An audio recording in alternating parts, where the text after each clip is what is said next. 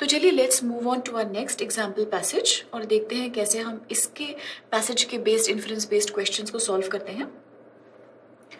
So students, let's begin by reading the first few lines of the passage and let's read on.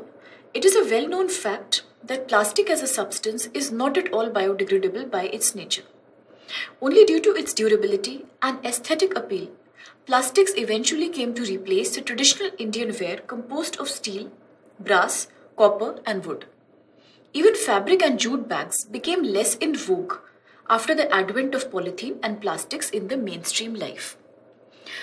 तो students I am sure first 3 lines पढ़ के हमें idea लग गया होगा कि ऑथर एग्जैक्टली किस बारे में हमसे बात कर रहे हैं. एंड इट इज़ एविडेंट कि यहाँ कहीं ना कहीं प्लास्टिक के बारे में बात की जा रही है, पॉलीथीन के बारे में बात की जा रही है और आजकल कैसे इन चीज़ों की पॉपुलैरिटी बढ़ रही है और क्या इनके हार्म्स होंगे नेचर के लिए, इनके हार्मफुल इफेक्ट्स होंगे. ये हम देख सकते हैं फर्स्ट लाइन में इन्होंने लिखा है biodegradable, not at all biodegradable bye it's nature. आप इसको अंडरलाइन भी कर सकते हैं because this kind of gives us a clue कि पैसेज किस बारे में हमसे डिस्कस करेगा. तो चलिए अब जल्दी से रिवर्स मेथड यूज करके एक बार क्वेश्चंस को एनालाइज करके देखते हैं what are we being asked. So question number 1 says what is the tone of the author in the passage. यहाँ फर्स्ट क्वेश्चन ही आपका टोन रिलेटेड क्वेश्चन है. आप अपने कीवर्ड्स को प्लीज अंडरलाइन कर लें. Tone of the author in the passage. और जैसे कि हमने अब तक देखा है कि टोन से हमारा मतलब होता है एटीट्यूड ऑफ द ऑथर, उनका व्यू पॉइंट, उनका पर्सपेक्टिव. और हमने 3 डिफरेंट टाइप की टोन्स भी एनालाइज की हैं. सो आई एम श्योर ये इजी होगा आंसर करने के लिए. बट देन इसके लिए हमें पहले एक बार पैसेज की रीडिंग लेनी होगी before we can decide on the tone. So let's see the question number 2. Which of these statements are true with regards to the passage. True and false statements passage पे based. तो ये हम passage पढ़ के ही identify कर पाएंगे. आप अपने कीवर्ड्स को अंडरलाइन कर लीजिए. Which of these statements are true with regard to the passage. Passage के रेफरेंस में हमें बताना है which of these statements are true.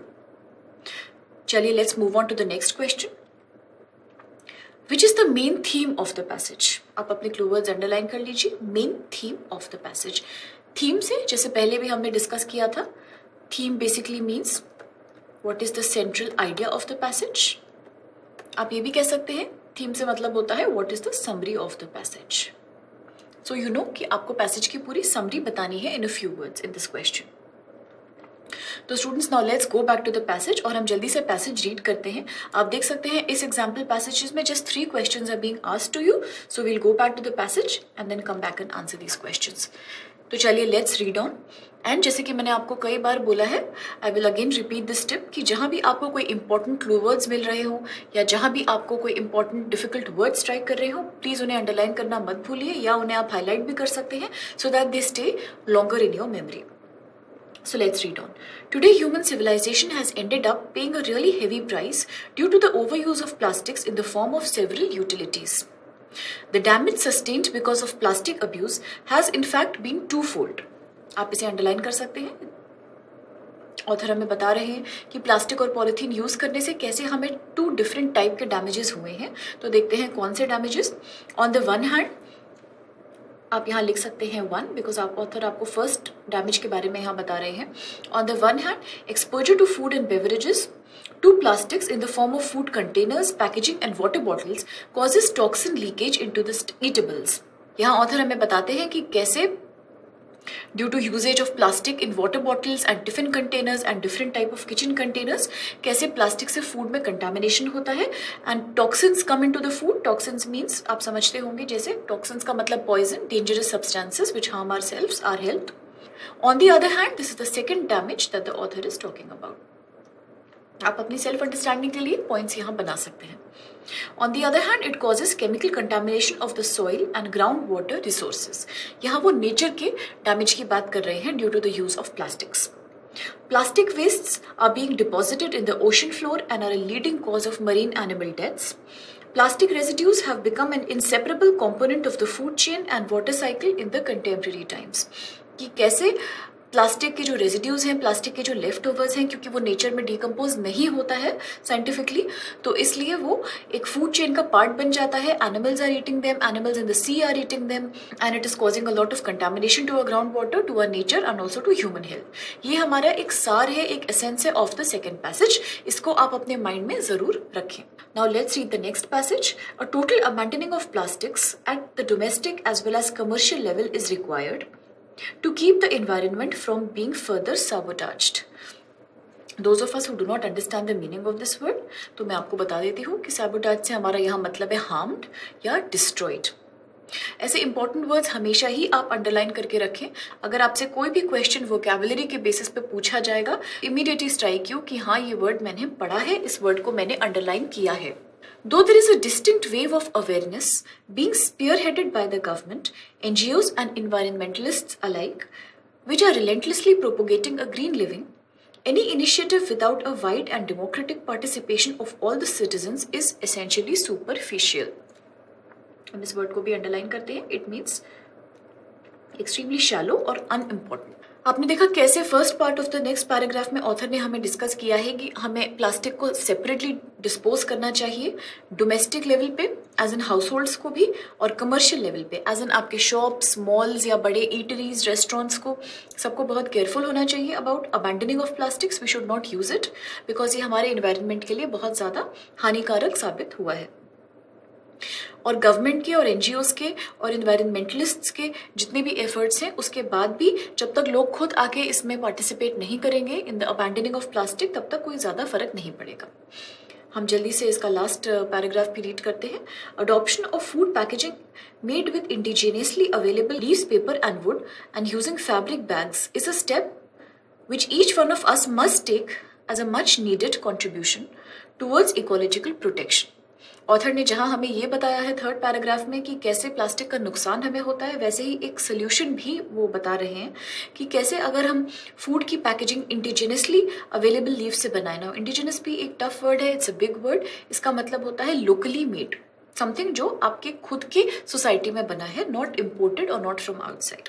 आप इसको अंडरलाइन जरूर कर सकते हैं. अगर हम लीफ, पेपर, वुड इस तरह के हमारे जो लोकल एक जो इंडियन मटेरियल्स अवेलेबल हैं उससे हम इस्तेमाल करें पैकेजिंग में और अपने कंटेनर्स के लिए, तो हमारा जो है इन्वायरमेंट प्रोटेक्शन काफ़ी हद तक इसकी प्रॉब्लम सॉल्व हो सकती है.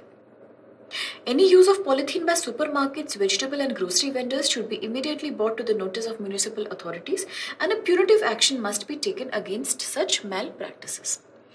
तो वो थोड़ा हमें बताते हैं कि कैसे supermarket, vegetables and grocery vendors अगर जहाँ भी आप देखेंगे इस तरह के कमर्शियल सेटअप्स प्लास्टिक का इस्तेमाल करते हैं तो इमीडिएटली उनकी कंप्लेन कर देनी चाहिए टू द म्युनिसिपल अथॉरिटीज़, और प्यूरेटिव एक्शन यानी कि कोई ना कोई पनिशमेंट, कोई ना कोई स्ट्रिक्ट एक्शन उनके अगेंस्ट ज़रूर लेना चाहिए अगेंस्ट सच मैल प्रैक्टिसेस, मतलब गलत practices which are not legal, not right. And then the conclusion line, plastics remain the biggest bugbear in the process of environmental conservation and building a healthy world for ourselves. Author ने conclude किया है beautifully आपको ये बता के कि कैसे plastic एक बिगेस्ट बगबियर है. Again you can underline the word bugbear, एक रिलेटिवली न्यू वर्ड है. अगर हम इसका मतलब ऑलरेडी जानते हैं दैट्स वेरी गुड. अगर नहीं जानते हैं तो आपको क्लियरली समझ में आ रहा है कि ऑथर बोलते हैं प्लास्टिक रिमेन्स द बिगेस्ट बगबियर. आप सेंटेंस को तोड़ लें, in the process of environmental conservation. इसका मतलब क्लियर है कि बगबियर किसी ना किसी तरह की एक रुकावट है, किसी ना किसी तरह का एक ऑब्स्टिकल है, एक हिंड्रेंस है. तो आप इसको अपने माइंड में रख लें. After reading the full passage I am sure most of us हम समझ गए होंगे कि पैसेज का एक बेसिक समरी क्या है, सेंट्रल पॉइंट क्या है. तो चलिए क्वेश्चंस देखते हैं. हमने ऑलरेडी ये क्वेश्चन पढ़ा है, let's give it another read. What is the tone of the author in this passage? और आपके ऑप्शंस हैं 1 comparative, 2 expository, 3 informative, D authoritative. हमने सारी ही इन टोन्स के बारे में इंट्रोडक्शन में डिटेल में समझा है, so I am sure it is an easy figure out for you now कि इनमें से कौन सा टोन्स आपका अप्रोप्रिएट है. तो हम बोल सकते हैं कि द टोन इज इंफॉर्मेटिव, क्योंकि इंफॉर्मेटिव एक न्यूट्रल टोन है और यहाँ भी ऑथर ने किसी आइडिया के नेगेटिव और पॉजिटिव एस्पेक्ट के बारे में बात नहीं की है. उन्होंने सिर्फ हमें इन्फॉर्मेशन दी है about the harmful effects of plastic और कैसे उनको ठीक किया जा सकता है. तो हम अपना ऑप्शन सेलेक्ट करेंगे, option number 3 informative. Please students come to the second question now. Which of these statements are true with regards to the passage? तो आइए स्टेटमेंट्स को एक बार हम अच्छे से पढ़ लेते हैं. Statement number 1, plastic wastes are being found deposited in the ocean floor and are a leading cause of marine animal deaths. Option number 2, even fabric and jute bags became less in vogue after advent of polythene. Option number 3, abandoning of plastics at a domestic and the commercial level is required, and last option 4 is all of the above. क्योंकि आपको इनमें से correct option select करना है तो आप ये देख चुके हैं कि option number 1 is also correct, क्योंकि हमने इसको पैसेज में पढ़ा है. ऑप्शन नंबर 2 ऑथर ने, आप एक बार पैसेज में क्विकली आ जाइए और आप इसमें फर्स्ट पैराग्राफ में ही देख सकते हैं कि ऑथर ने क्लियरली बताया है कि फैब्रिक और जूट बैग्स भी लेस कॉमन हो गए आपके after the advent of polythene, polythene के आने के बाद. तो आप ये कह सकते हैं कि second sentence is also correct with reference to the passage. अब third point, abandoning of plastic at a domestic and a commercial level is required. आप चाहें तो एक बार वापस से एनालाइज कर लें अपने पैसेज को, और इसमें क्लियरली लिखा है इन द थर्ड पैराग्राफ की फर्स्ट लाइन में कि a total abandoning of plastic at domestic and commercial level is required. तो आप देख सकते हैं कि ऑल 3 स्टेटमेंट्स आर करेक्ट, तो इसलिए आंसर है हमारा option number 4, all of the above. I hope आप समझ रहे होंगे स्टूडेंट्स जी कितनी इंपॉर्टेंस होती है पैसेज की सारी चीज़ों को अपने माइंड में रखने की, और ये एक ऐसा स्किल है जो आपको सिर्फ प्रैक्टिस से ही आएगा. The more passages you solve in your free time the better understanding आपको आती है कि कैसे हम एग्जाम के स्ट्रेस के टाइम में, जहाँ time is running out, and I no बहुत सारे लोगों के लिए एक रेस अगेंस्ट टाइम हो जाती है कॉम्प्रिहेंशन का जब पार्ट आता है, तो रेगुलर प्रैक्टिस इज समथिंग जिससे आप ट्यून हो जाते हैं इस तरह के क्वेश्चंस को डील करने से. क्योंकि ये बात आप समझ लें कि अगर आपने वैरायटी ऑफ क्वेश्चंस समझ लिए हैं कि किस किस तरह के क्वेश्चंस पूछे जाते हैं, उनके कौन से इंपॉर्टेंट कीवर्ड्स होते हैं, सब टोन्स के बारे में, समरी के बारे में, एंड आपके इनकरेक्ट करेक्ट स्टेटमेंट्स के बारे में, तो सीरियसली आपको ज़्यादा टाइम नहीं लगेगा इनको सॉल्व करने में. और आप रियलाइज़ करेंगे जो एक सबसे बड़ा हेडेक होता है स्टूडेंट्स के लिए, inference based question, vocabulary section, comprehension, वो एक सबसे बड़ा प्लस पॉइंट हो जाएगा, and you will actually like doing it, you know, because आपको लगेगा कि हाँ ये तो एक बहुत स्कोरिंग सेक्शन है और हमारा कमांड इसमें बहुत बढ़िया हो गया है. तो चलिए क्वेश्चन नंबर 3 देखते हैं. Which is the main theme of the passage. यहाँ हमसे मेन थीम पूछी गई है पैसेज की, जैसा कि मैंने आपको बताया था सेंट्रल आइडिया और समरी पूछा गया है पैसेज का कि इसका मीनिंग एसेंशियली क्या है. तो चलिए ऑप्शंस देखिए आप. Option number 1 is the ecological damage caused by plastic and polythene. Option number 2 is the poor civic sense of people towards waste disposal. Option number 3 is the increasing population in Indian cities, and option number 4 is the social problems in modern India.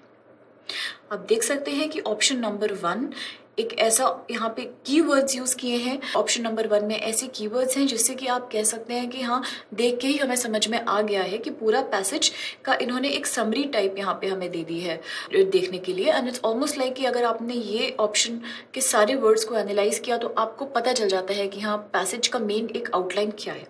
तो definitely option 1 will be our answer, क्योंकि the passage is indeed dealing with ecological damage caused by plastic and polythene. यही हमारा main topic of discussion है.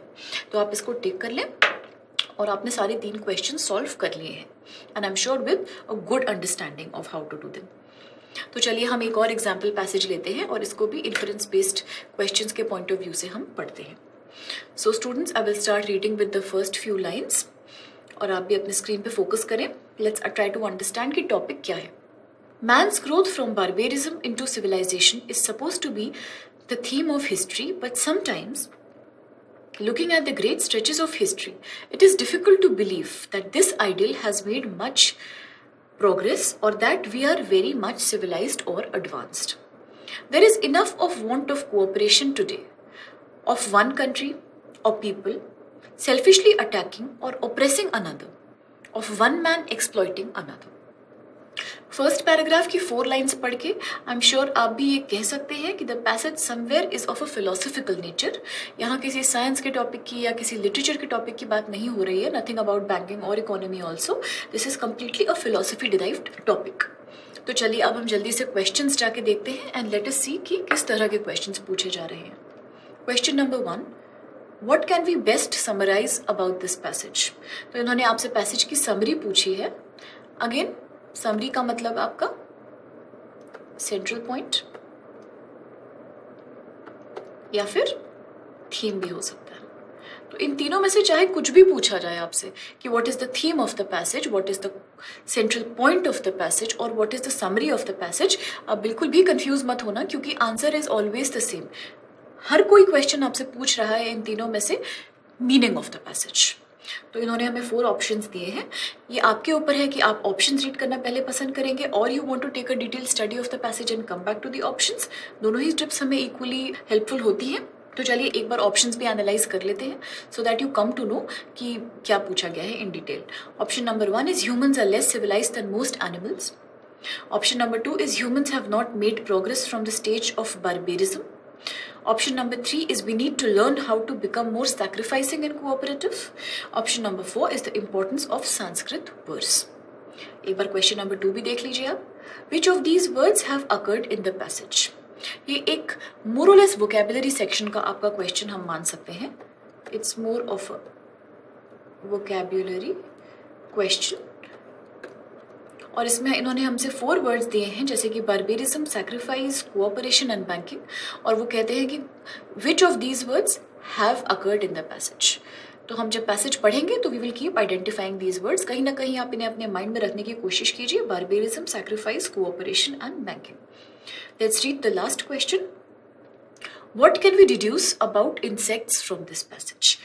Deduce करने के बारे में भी हमने पहले आपका एक डिस्कशन किया है कि डिड्यूस का मतलब है कि पढ़ के पूरे पैसेज को आपने क्या ओपिनियन फॉर्म की, what did you arrive at, this is what you mean by deducing on something. तो आप कीवर्ड्स अंडरलाइन कर लीजिए। What can you deduce about insects from this passage.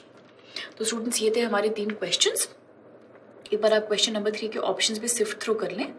1, they know the spirit of sacrifice more than humans. 2, they are at the lowest rung of living things. 3, humans look down upon insects as lesser than them. And the last option, they are very dangerous than human beings.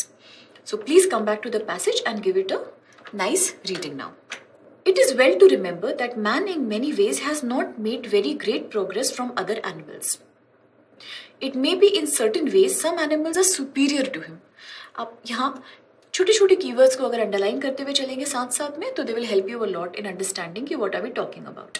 तो इसलिए हम ये keywords यहाँ underlies कर लेते हैं कि author के हिसाब से man in many ways has not made very great progress from other animals. Then author हमसे ये भी कहते हैं कि in certain ways some animals are superior to man. Let's see why. Still we look down upon insects as the most lowest of living things, and yet the tiny bees and ants have learned the art of cooperation and sacrifice for the common good far better than man. और हमें बताते हैं कि कैसे tiny बीज और ants, जिनको usually लोग लुक डाउन अपॉन करते हैं कि वो एक बहुत lowest rung of living things में आते हैं, बहुत मामूली होते हैं, बहुत छोटे होते हैं, बट इनको art of cooperation and sacrifice for the common good, मतलब कि for the good of everyone, for society, far better than man, human being से कहीं ज्यादा अच्छे से आती है। If mutual cooperation and sacrifice for the good of society are the test of civilization, we may say that bees and ants in this respect are superior to man. Bees and ants को author ने human being से superior rank किया है only because they understand how to cooperate and how to sacrifice better for their group, and man does not know it according to the author. Let's read the last passage also. In one of our old Sanskrit books, there is a verse. आपने देखा था students, कहीं ना कहीं question में आपको strike कर रहा होगा ये संस्कृत वर्स के बारे में हमसे पूछा गया था। तो आप इस लाइन को जरा ध्यान से पढ़ें और साथ साथ अंडरलाइन भी कर लें important words. In one of our old Sanskrit books there is a verse. Let's see which verse is the author talking about, which may be translated as follows.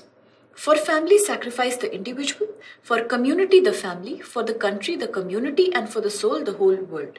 So इस फ्रेज में ऑथर सैक्रिफाइस की importance के बारे में बात कर रहे हैं कि कैसे हमें अपने ग्रुप, अपनी सोसाइटी के लिए अपनी सब चीज़ों को सैक्रिफाइस करने के लिए रेडी रहना चाहिए, because it's a very good quality which means you have respect and value for your community.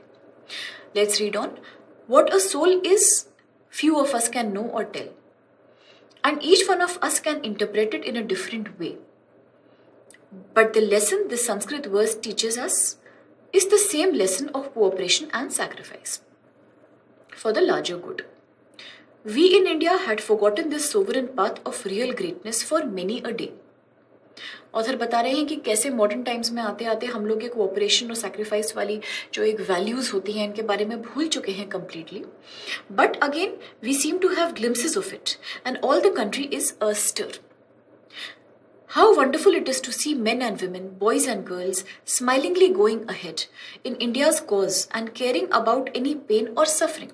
Author बात कर रहे हैं एक पेट्रियोटिक स्पिरिट की कि कैसे एक देशभक्ति की स्पिरिट होनी चाहिए और कैसे मेन, विमेन, बॉयज़, गर्ल्स जो भी हमारी कंट्री में हैं उन सबको अपनी कंट्री के लिए सैक्रिफाइसिंग होना चाहिए और कंट्री के लिए कैसे सेवा करनी चाहिए, कैसे वर्क करना चाहिए। Well, they may smile and be glad, for the joy of serving of a great cause is also great. Author कह रहे हैं कि जो लोग सैक्रिफाइस करते हैं, there is a reason for them to smile and be happy, because the joy of serving of a great cause is also great. जब हम किसी बड़े कॉज के लिए कुछ सैक्रिफाइस करते हैं, कुछ मेहनत करते हैं, तो उसकी जो हैप्पीनेस हमें मिलती है, विच इज ऑल्सो ह्यूज, वो भी बहुत ज़्यादा होती है. They will also be fortunate enough to get the joy of sacrifice. Author ने यहाँ सैक्रिफाइस को एक जॉय के सेंटिमेंट से रिलेट किया है कि sacrifice also helps us in getting a feeling of joy. तो this is the basic essence of passage. यहाँ हम अगर पैसेज को अपने 3 डिफरेंट पार्ट्स में तोड़ लें तो हम समझेंगे कि फर्स्ट पैराग्राफ में इंट्रोडक्शन में ऑथर ने हमें ये बताया था कि अभी भी ऑथर को ऐसी फीलिंग है कि जो मैन की ग्रोथ है वो बारबेरिज्म से सिविलाइजेशन, मतलब एक वाइल्ड स्टेट से, एक बहुत ही जंगली स्टेट से बहुत ज़्यादा सिविलाइज्ड और बहुत ज़्यादा ह्यूमैनिटी के एक लेवल तक नहीं आई है, बिकॉज अभी भी ह्यूमन बींग्स में सैक्रिफाइस और कोऑपरेशन की फीलिंग नहीं होती. और ऑथर हमें ये भी बताते हैं कि आजकल के ज़माने में कोऑपरेशन की कितनी इंपॉर्टेंस है for the modern world, because all countries are fighting amongst each other, और हर कोई दूसरे को एक्सप्लॉइट करना चाहता है, ऑप्रेस करना चाहता है. अब हम सेकेंड पैराग्राफ की एक समरी समझ लेते हैं जल्दी से. सेकेंड पैराग्राफ में ऑथर ने एक कंपैरिजन यूज़ किया है. It is a comparative tone here, and author is comparing animals like bees and ants to that of human beings. और ऑथर हमें बताते हैं कि कैसे कई रिस्पेक्ट्स में, कई एंगल्स में आपके जो छोटे छोटे एनिमल्स हैं जिनको कि हम बहुत मामूली समझते हैं अदरवाइज, लाइक एंट्स और बीज, वो ह्यूमन बींग्स से कहीं ज़्यादा सुपीरियर हैं, because they know better how to sacrifice and how to cooperate with each other. उनकी जो सोसाइटी है, चाहे वो एक एनिमल सोसाइटी ही क्यों ना हो, चाहे वो एक इंसेक्ट्स का छोटा सा ग्रुप क्यों ना हो, but it is much better organised than the world of human beings, जहाँ सिर्फ लड़ाई है, ऑपरेशन है और एक्सप्लॉयटेशन है. थर्ड पैराग्राफ जो कि हमारा कंक्लूडिंग पैराग्राफ है, आप देख सकते हैं थोड़ा लार्ज पैराग्राफ है ये, it's a big paragraph with at least 8 lines. और इसमें ऑथर ने हमें बात की है एक तो संस्कृत वर्ड्स के बारे में, जिस संस्कृत वर्ड्स से हमें ये ऑथर का व्यू पॉइंट क्लियर होता है कि कैसे हम कोऑपरेशन और सैक्रिफाइस करें. आप अपने स्क्रीन पे एक बार देख लें. संस्कृत वर्ड्स का जो एसेंस यहाँ पे हमें इस वर्ड्स का है वो ये है कि कैसे कोऑपरेशन और सैक्रिफाइस की स्पिरिट हमें रखनी चाहिए for the larger good, means for the good of the community, और कैसे हम विद टाइम इसको भूल गए हैं और कैसे सैक्रिफाइस से हमें जॉय और हैप्पीनेस मिलती है. So in short we have understood the passage now. और अब जल्दी से हम अपने क्वेश्चन सॉल्व करते हैं 1 by 1. क्वेश्चन नंबर 1 हम पढ़ चुके थे already. It was about what is the summary of the passage. Now we can answer this question. एक बार options जल्दी से देखिए. Humans are less civilized than most animals. Humans have not made progress from the stage of barbarism. We need to become more sacrificing and cooperative. और the importance of Sanskrit words. कहीं ना कहीं ये सारे overlapping आपके choices हैं, मगर still आप देख सकते हैं option number 3 is your correct answer, because author का जो मेन सार है, ऑथर का जो मेन एक केंद्र बिंदु है, जो सेंट्रल पॉइंट है, it revolves around sacrifice and cooperation. बार बार उन्होंने हमें इन दोनों वैल्यूज की इंपॉर्टेंस समझाई है. तो आप ऑप्शन को टिक कर सकते हैं, option number 3. And let's move on to the next question. Which of these words have occurred in the passage. आप एक बार इन वर्ड्स को पढ़िए एंड देखिए कि आपने कहाँ कहाँ ये वर्ड्स पैसेज में पढ़े हैं. Word barbarism. Now please come back to the passage once. We know कि barbarism word हमारा first sentence में ही था passage की, almost like the 4th word from the beginning. So we know it is in the passage. Sacrifice. Please come back to the passage. आपने देखा है कि sacrifice word भी repeatedly हमारा use हुआ है passage में, और अगर आप देखें second paragraph की 4th line में clearly आपको sacrifice word भी मिल रहा है. Third word is cooperation. Again आप passage पे आइए. कोऑपरेशन वर्ड भी आपने रिपीटेडली पढ़ा है. इनफैक्ट फर्स्ट पैराग्राफ की ही 3rd लाइन में आप देख सकते हैं the word cooperation has been used. So the last word is banking. It is a totally senseless option because इस पैसेज में ऐसी कोई बात नहीं की गई है, तो आप अपने ऑप्शन को टिक कर लीजिए. Now please come down to the 3rd question, which is also the last question for this example passage. What can we deduce about insects from this passage? अब आपने देखा था कि insects के बारे में ऑथर ने एक्सक्लूसिवली बात की है सेकेंड पैराग्राफ में, तो आप देखिए इनमें से कैसे आप ऑप्शंस डिराइव कर सकते हैं. और अगर ऐसा हो गया कि by the time you have reach this question, पढ़ने के बाद भी कहीं ना कहीं एक आपके मन में कन्फ्यूजन है अबाउट द डिटेल्स, तो ये ऑप्शन ऑलवेज अवेलेबल है कि आप पैसेज पे वापस चले जाइए और सेकेंड पैराग्राफ को आप एक बार एक जल्दी से रीडिंग देके देख लीजिए, तो आप वहाँ से भी फैक्ट्स पिकअप कर सकते हैं. दोज ऑफ फर्स्ट इनके लिए मेमोराइज करना थोड़ा मुश्किल होता है, otherwise I am sure options पढ़ के it will come back to you कि आपने क्या पढ़ा था. Option number 1 is they know the spirit of sacrifice more than humans. Option number 2 is they are at the lowest rung of living things. Option number 3, humans look down upon insects as lesser than them. They are very dangerous than human beings.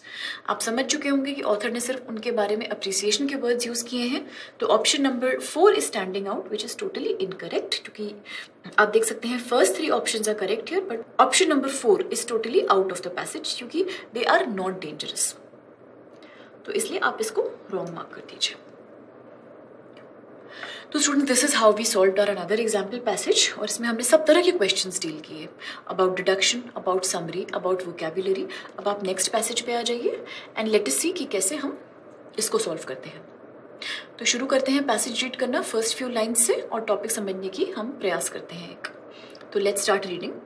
A library is a collection of sources of information and similar resources made accessible to a defined community for reference or borrowing.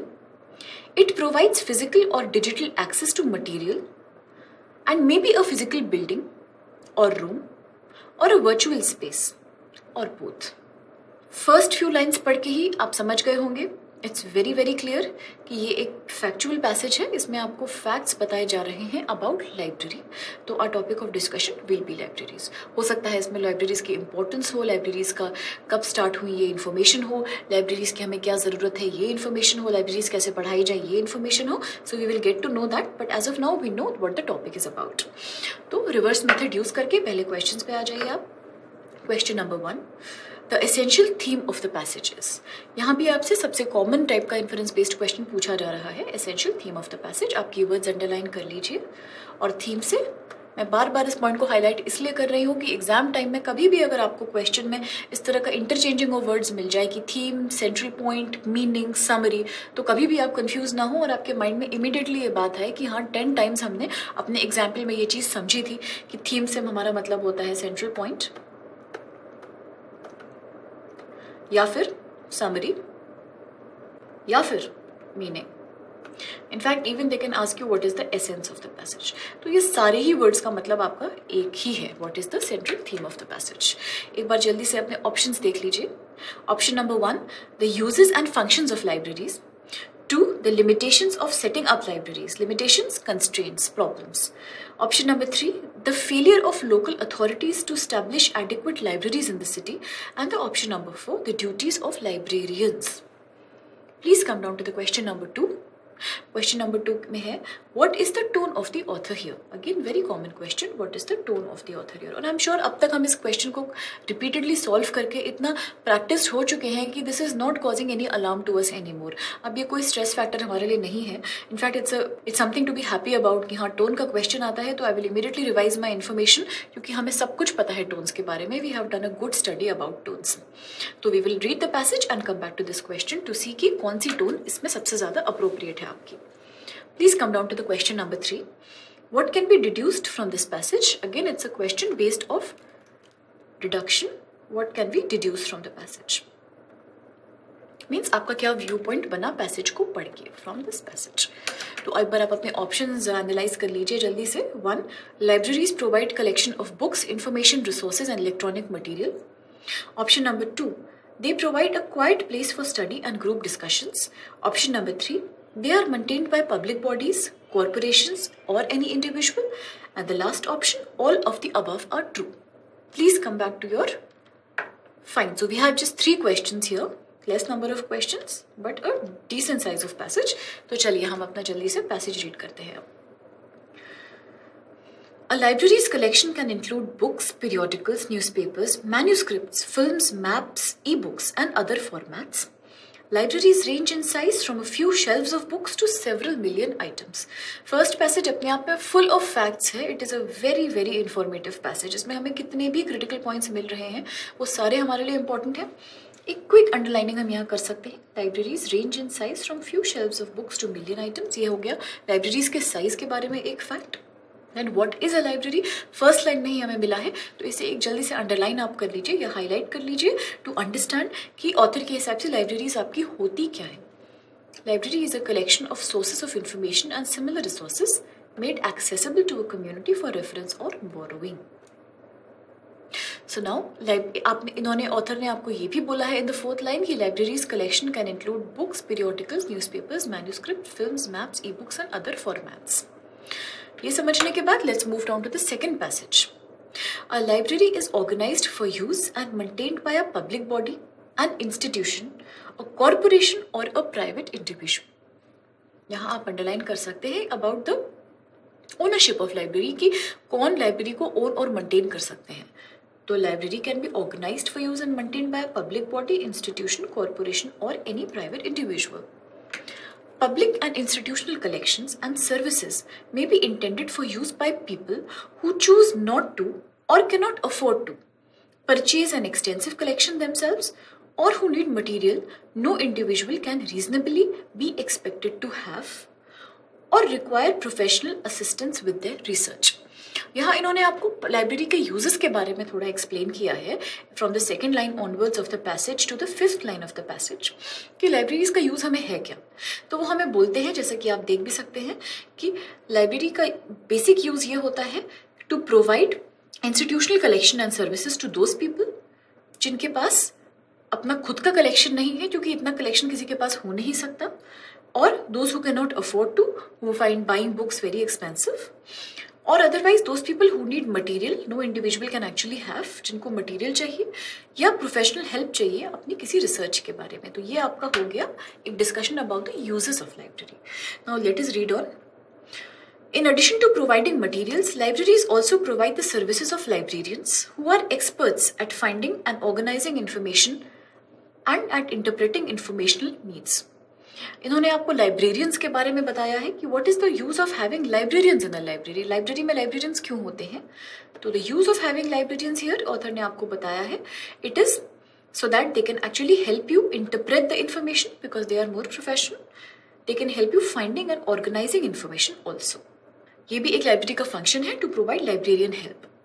Next, libraries often provide quiet areas for studying and also often offer common areas to facilitate group study and collaboration. Libraries आप quiet area provide करती हैं पढ़ाई करने के लिए, study करने के लिए, रिसर्च करने के लिए. या यहाँ पे आपने नोटिस किया होगा कई बार, it's also a common area to facilitate group study and collaboration. कैसे ग्रुप्स में आके आप यूनिट्स में आके वहाँ पढ़ सकते हैं with your friends and it provides you a nice private space. Next, this is the last line. Libraries are extending services beyond the physical walls of a building by providing material accessible through electronic means. Libraries पहले ज़माने की तरह they are not just about having a collection of books into a building, but also आजकल through DVDs, through your CDs, through your online material, through your electronic material, they are providing you far more services than they used to provide earlier. So this is like we have finished the passage now, और हम समझ चुके हैं passage का क्या एक essence है, passage का क्या एक meaning है. So now immediately please come to the questions and let's see how we can answer them. Question number 1, essential theme of the passage. So please analyze your options once again. Uses and functions of libraries, limitations of setting up libraries, failure of local authorities to establish adequate libraries, or the duties of librarians. We know that option number 1 is the right answer because पूरा passage आपका based है uses of library के बारे में और functions of library के बारे में. This is the basic theme of the passage. Now question number 2.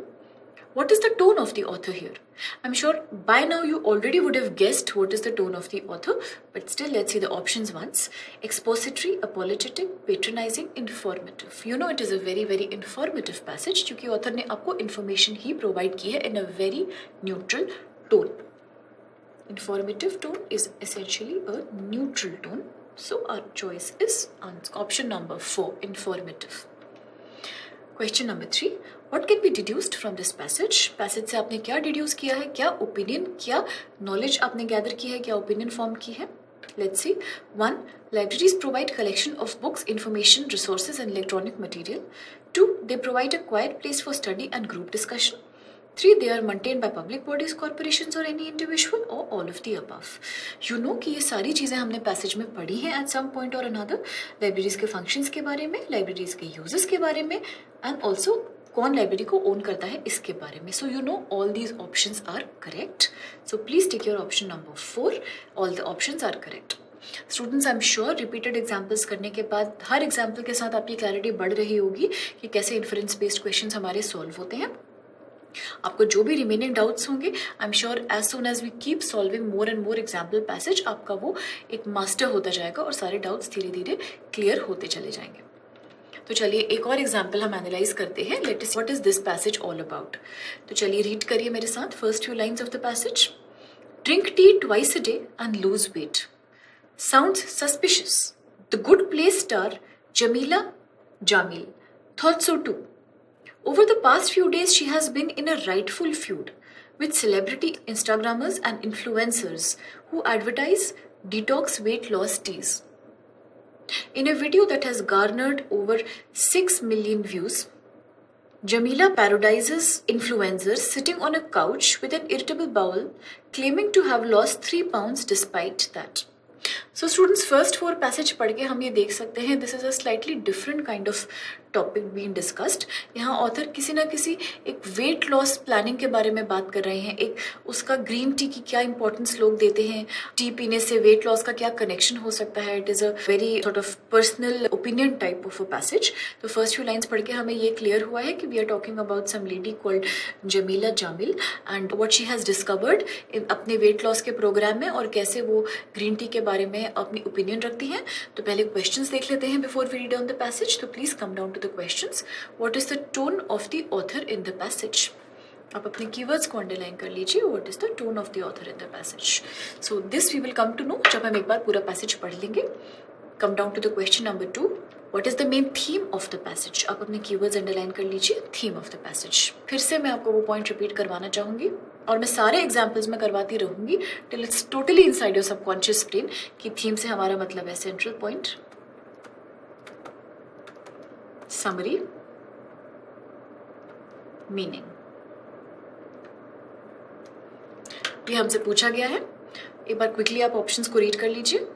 A1, the health benefits of having green or slimming teas. 2, to expose the myth that green and herbal teas help weight loss. 3, there is no better option for weight loss than exercising. 4, all of the above are incorrect. 5, only 2 and option number 2 and option number 3 are right. Next question please. What can be deduced about the conclusions of this passage?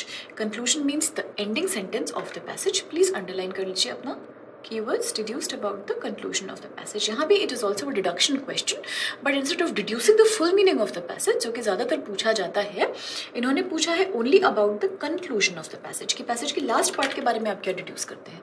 तो we will come to know as we read the passage. एक बार options पे आप जल्दी से एक ध्यान दे दीजिए.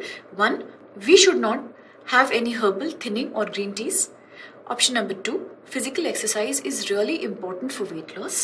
Option number 3, green teas have a huge amount of antioxidants.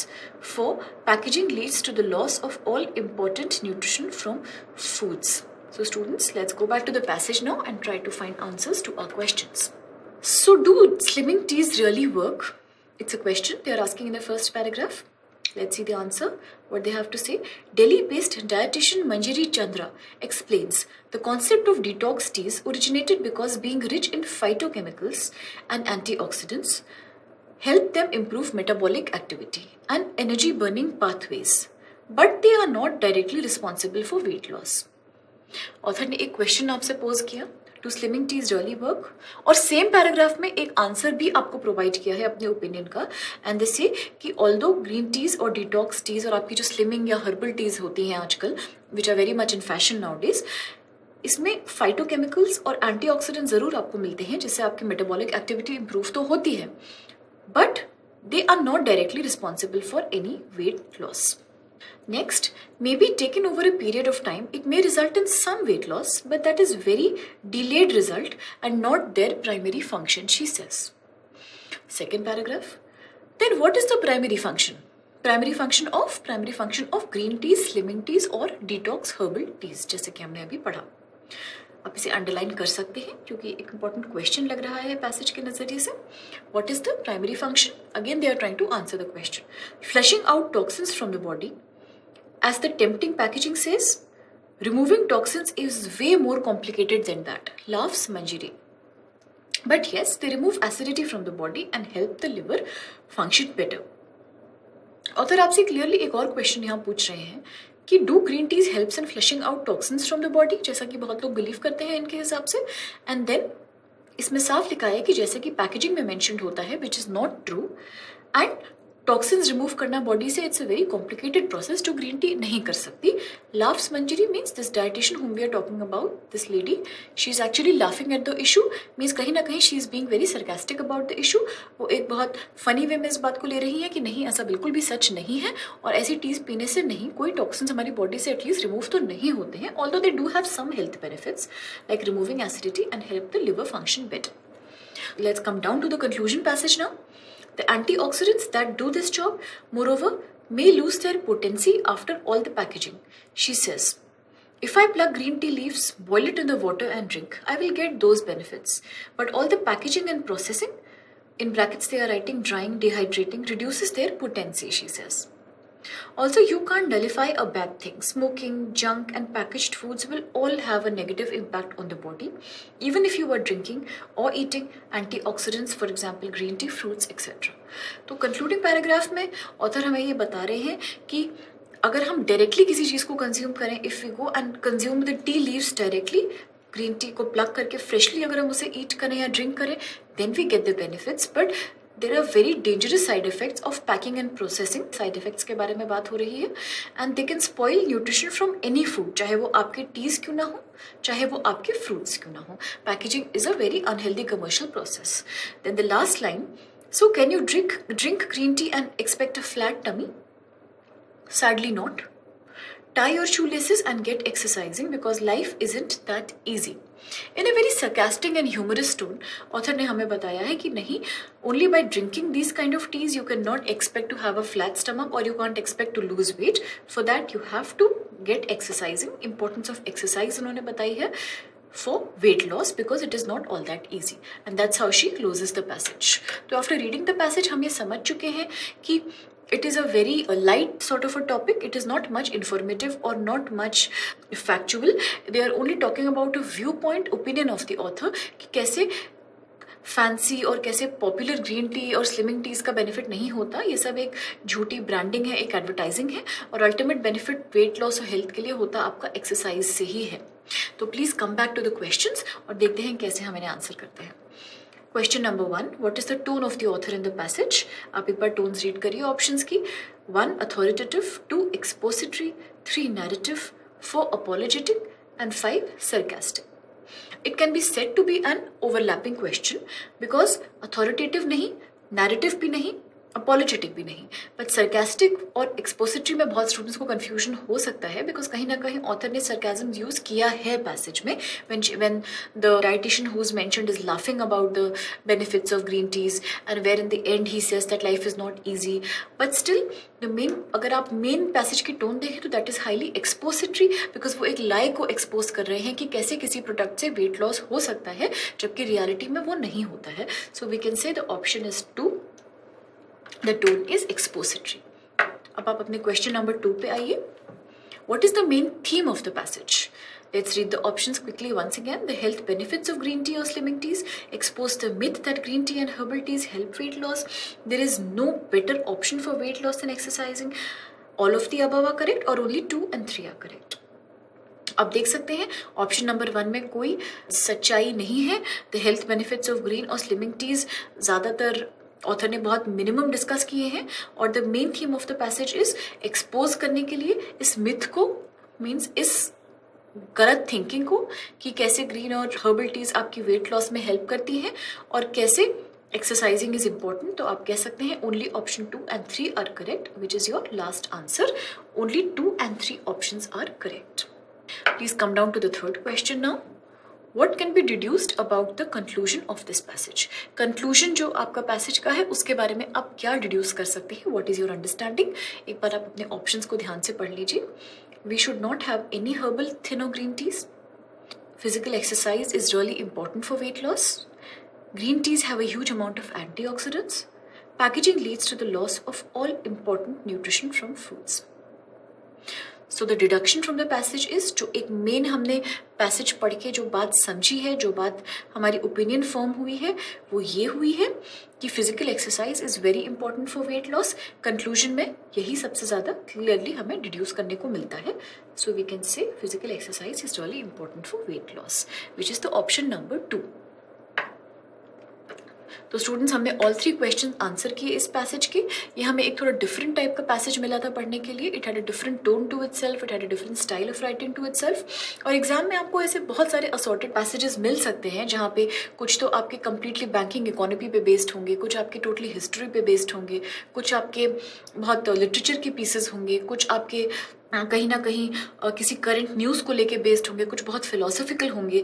तो सारे ही टाइप के पैसेज की एक प्रैक्टिस होना हमारे लिए बहुत ज़रूरी है, क्योंकि अगर हम फेमिलियर रहेंगे एक टोन स्टाइल से, एक पैसेज के राइटिंग स्टाइल से, तो एग्जाम टाइम में कन्फ्यूजन हमें नहीं होता है and we feel very confident. तो लेट अस सी जो नेक्स्ट हमारा एग्जाम्पल पैसेज है वो किसके बारे में है। So let's read the first few lines and see कि what is the topic of discussion. तो चलिए let's read it. A clean India would be the best tribute India could pay to Mahatma Gandhi on his 150th birth anniversary in 2019, said Shri Narendra Modi as he launched the Swachh Bharat mission at Rajpath in New Delhi. On 2nd October 2014, Swachh Bharat mission was launched throughout the length and breadth of the country as a national movement. The campaign aims to achieve the vision of a clean India by 2nd October 2019. तो students first 4 lines पढ़ने के बाद first paragraph की हम ये कह सकते हैं कि it looks like a news piece to us. It is full of information, it is full of facts. तो ये एक आपका इन्फॉर्मेटिव या एक बहुत फैक्चुअल टाइप का पैसेज है, जहाँ वो हमें बता रहे हैं कि कैसे प्राइम मिनिस्टर श्री नरेंद्र मोदी जी ने आपका इनॉग्रेट किया स्वच्छ भारत स्कीम। आप यहाँ कीवर्ड्स अंडरलाइन कर सकते हैं अपनी अंडरस्टैंडिंग के लिए कि कैसे लॉन्च किया है अपना स्वच्छ भारत मिशन न्यू दिल्ली में। एंड ये भी हमें बताया गया है कि it is a national movement, means lot of people are a part of this movement. और ये कैसे एक बिगेस्ट ट्रिब्यूट है हमारी to Mahatma Gandhi the father of the nation on his 150th birth anniversary. तो आइए जल्दी से अपने क्वेश्चंस एनालाइज कर लेते हैं कि what kind of questions have been asked from us. Question number 1 says What can be deduced from this passage? It's a deduction question. Deduce करने को हमें बोला गया है full passage को। आप इसे अंडरलाइन कर लीजिए, deduced from the passage. Students deduced word के बाद भी एक बार आप ध्यान ज़रूर दीजिए, बिकॉज कभी कभी जैसे कि लास्ट पैसेज में हमने देखा था जहाँ हम डिड्यूस कर रहे थे पैसेज से इन्फॉर्मेशन, इट आस्क्ड अस कि आप डिड्यूस करिए information only from the concluding paragraph. और ये जानना बहुत ज़रूरी है कि डिड्यूस कहाँ से करनी है इन्फॉर्मेशन, तो क्वेश्चन पे ध्यान ज़रूर दीजिए। इसलिए underlining is mandatory, it is compulsory कि कीवर्ड ज़रूर अंडरलाइन करिए। यहाँ from this passage means the entire passage से हमें डिड्यूस करनी है इन्फॉर्मेशन। तो चलिए ऑप्शंस देख लीजिए। 1, that Clean India is essentially a nationwide movement. 2, Clean India is the best tribute that we can pay to Mahatma Gandhi. Organizing cleanliness campaigns are an integral part of this movement. Option number 4, it was inaugurated by Prime Minister of India Narendra Modi. Question number 2, which of the following words have not been used in the passage? Passage में ये इनमें से कौन से शब्दों का इस्तेमाल नहीं किया गया है? Please underline the keywords. Which of the following words have not been, जरूर ध्यान दीजिए, not been used in the passage. Campaign, cooperated, sports person and awareness. ये हमें तब समझ में आएगा जब हम एक बार आपके पैसेज को पूरा रीड कर लेंगे। Next question, the basic theme of the passage can be called. यहाँ हमसे थीम पूछी गई है। इंटरेस्टिंगली इस वाले एग्जाम्पल पैसेज में थीम बेस्ड क्वेश्चन एंड में आ रहा है। यूजुअली ये फर्स्ट 2 क्वेश्चंस में आ ही जाता है आपका इन्फरेंस बेस्ड क्वेश्चंस की जब हम बात करते हैं, but it's fine. Theme of the passage से अगेन जो हम हमेशा हाईलाइट करते हैं, हम फिर से ये इंपॉर्टेंट पॉइंट यहाँ ज़रूर लिखेंगे। थीम से हमारा मतलब है central point of the passage और summary of the passage. And I know आप समझ गए होंगे meaning of the passage, essence of the passage. We have to choose this. तो चलिए अपने पैसेज पे एक बार वापस आते हैं हम। And let's read on the passage.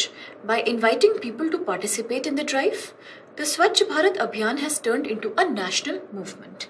आप इन्हें underline कर लीजिए. These are important words from the passage.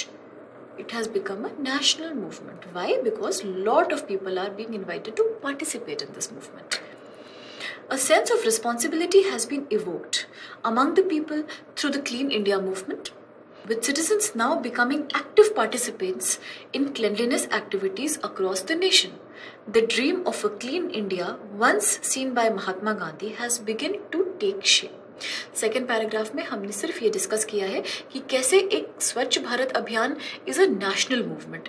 National movement से हमारा मतलब है कि कैसे लेंथ और ब्रेथ ऑफ द कंट्री से बहुत सारे लोग आके इस मूवमेंट में हमारे फुल्ली पार्टिसिपेट कर रहे हैं और active participation is the key of this movement. Active participation in cleanliness activities ही इस मूवमेंट का आप कह सकते हैं हार्ट एंड सोल है, सबसे जरूरी महत्वपूर्ण हिस्सा है. Next paragraph. The Prime Minister has helped spread the message of Swachh Bharat by urging people through his words and action. He carried out a cleanliness drive in Varanasi as well. He wielded a spade near River Ganga at Asi Ghat in Varanasi under the Clean India Mission. He was joined by a large group of local people who cooperated in the Swachh Abhiyan. Swachhata Abhiyan as they are calling it. Understanding the significance of sanitation, Prime Minister Shri Narendra Modi has simultaneously addressed the health problems that roughly half of Indian families have to deal with due to lack of proper toilets in their homes. In the third paragraph, वो हमें बताते हैं author कि कैसे prime minister Narendra Modi ने सबको अर्ज किया है कि आप आइए और इस मूवमेंट में पार्टिसिपेट करिए and please make it a very very active movement. Varanasi से उन्होंने अपना ये क्लीनलीनेस ड्राइव स्टार्ट किया है.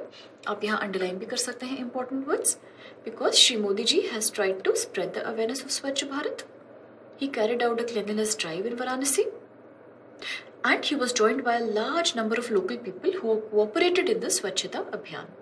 Again, एक छोटी सी प्रॉब्लम के बारे में ऑथर ने बात की है in the last 3 lines of the third paragraph कि सैनिटेशन की इम्पोर्टेंस इंडिया में कितनी ज़्यादा है, because roughly half of Indian families, mind you, which is a huge number, students, have to deal with lack of proper toilets in their homes. तो इस एक problem को श्री नरेंद्र मोदी जी ने हाईलाइट किया है.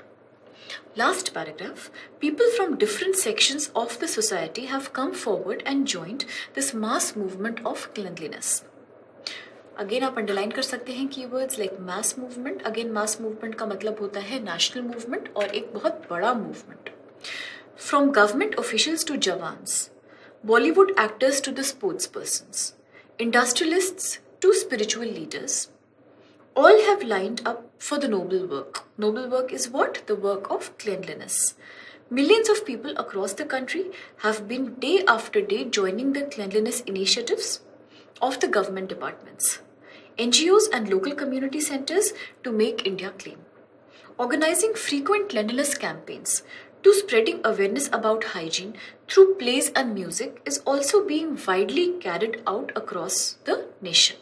लास्ट पैराग्राफ में हमें बताया गया है कि कैसे स्वच्छ भारत अभियान इज अ मास मूवमेंट, कैसे ये एक मास मूवमेंट है, एक बहुत बड़ा पार्टिसिपेटरी मूवमेंट है, एक नेशनल मूवमेंट है. क्यों? क्योंकि बहुत सारे लोग डिफरेंट फील्ड्स में से आके इसमें आपके एक्टिवली पार्टिसिपेट कर रहे हैं, जैसे कि हमारे Bollywood actors, jawans, government officials, sports person, industrialists, spiritual leaders, सब ने लाइनअप किया है इस नोबल वर्क के लिए, नोबल वर्क ऑफ स्वच्छता.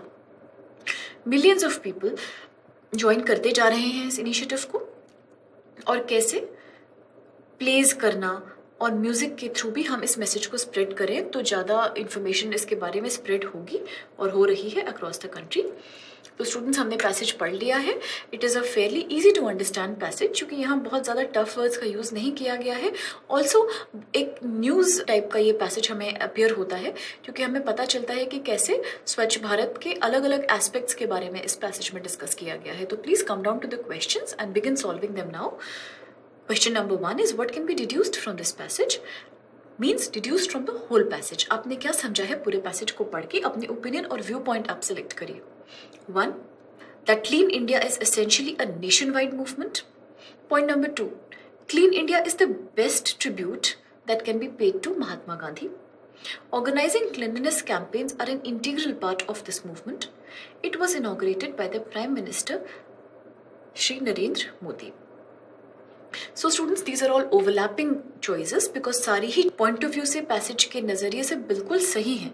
पर जब हम डिडक्शन की बात करते हैं तो सबसे इम्पॉर्टेंट हम इसमें से सिलेक्ट करेंगे. तो सबसे इम्पॉर्टेंट इन्फॉर्मेशन जो इन 4 ऑप्शंस में से हमें जानने को मिली है तो वो ये है कि organising cleanliness campaigns are an essential part of the this movement. So आप अपना आंसर सिलेक्ट कर सकते हैं, option number 3। Now we go on to the next question. Which of the following have not been used in the passage? इनमें से कौन से words का इस्तेमाल पैसेज में से नहीं किया गया है? Option number 1 is campaign. I know we are talking about campaign, so हमें पता है कि ये वर्ड फ्रीक्वेंटली पैसेज में आया है। Cooperated, 3 sports persons.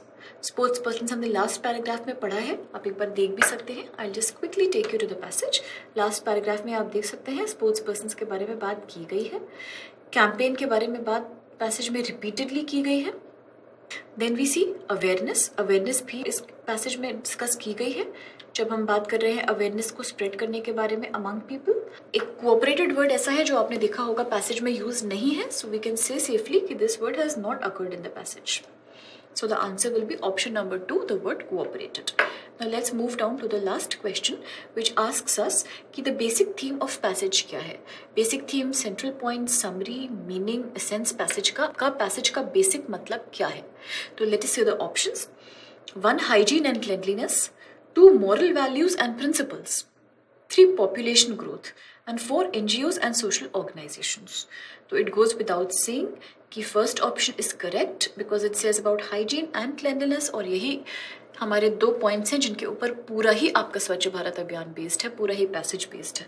So the answer will be option number 1, hygiene and क्लेanliness।